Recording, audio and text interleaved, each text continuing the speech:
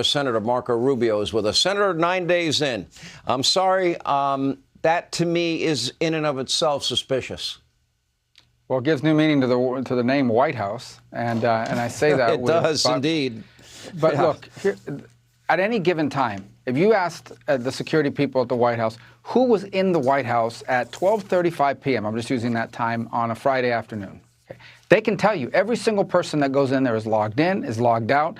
They know where the president is at all times. They know where the family is at all times. So the idea that someone would walk into the White House with cocaine powder, drop it off somewhere, and they not know, or at least be able to narrow it down to the 25 people on the planet who were in that area or had access to that area during a defined period of time is ridiculous. It's absurd. It's just not true. That's the first problem. The second problem is, imagine right now if you are a Communist Party of China leader sitting in Beijing.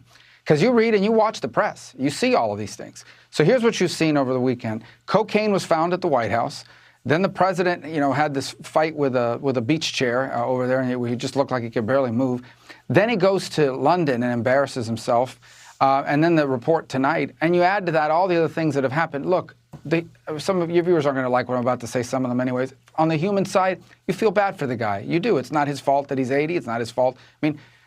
But you also have to acknowledge that our friends, our allies around the world see all of this, and their confidence is shaken about the person in charge. And our enemies see it too, like China, and they are emboldened by it. They will be emboldened by it.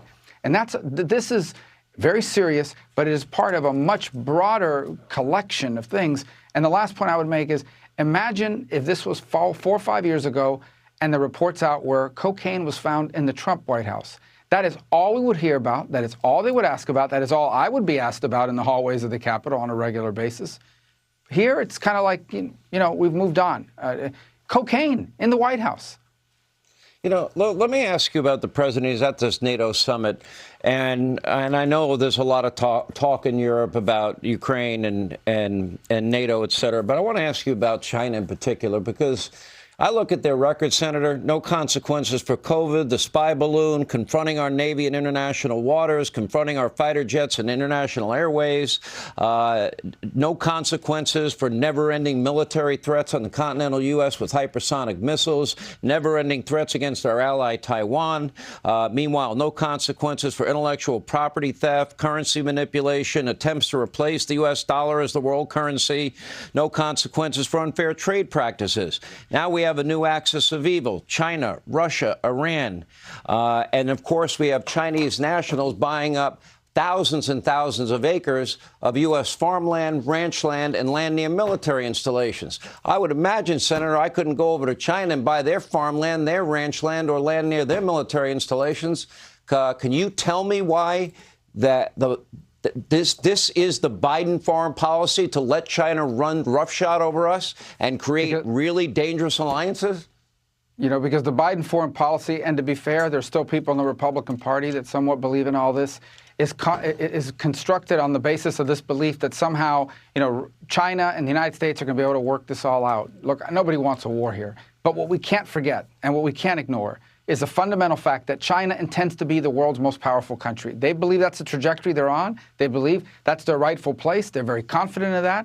And that's what they're moving towards. Now, they would like to avoid any conflicts or controversies in the short term because they think that might impede their rise. But they are very confident in their rise. And they believe America is a hollowed out power, a decadent power, a collapsing power, and that all they need to do is continue to grow and allow us to self-destruct. And there's just way too many people still in American government who are products of 20 and 30 years of policy failure. The same policy failure that saw millions of American jobs and factories completely leave this country, go to China. We have single-handedly built or helped the Chinese build their middle class at the expense of ours, their working class at the expense of ours. I know you're on the Foreign Affairs Committee and you're really involved in foreign affairs. There's been a lot of articles lately about UFOs. I know this question is a little out there. Is there any truth to any of this? Well, we don't know. All I've said is we have people that have very high clearances, both today and in the past, who did really important work for our government or continue to do important work for the government, who have come forward with some claims about the U.S. having in the past recovered exotic materials and then reverse engineered those materials to make advances in our own defenses and technologies. That's the claim they make. Now, I don't know if those claims are true or not. What I do know is that one of two things is happening here. Either they're telling the truth, and that is something that obviously would be the biggest story in human history, or we have people in really important positions of government who are crazy and who are out there making up stories and who are still in positions of importance. Either one is a big problem. So we've got to figure out which one of these two it is, because the second one in particular would be very troubling. But we don't. All we know is claims that people have made. These are credible people that have done and continue to do important work for the country. And by law, we're required when they come forward as whistleblowers to take their claims seriously and to investigate them. But we just don't know. That's the answer.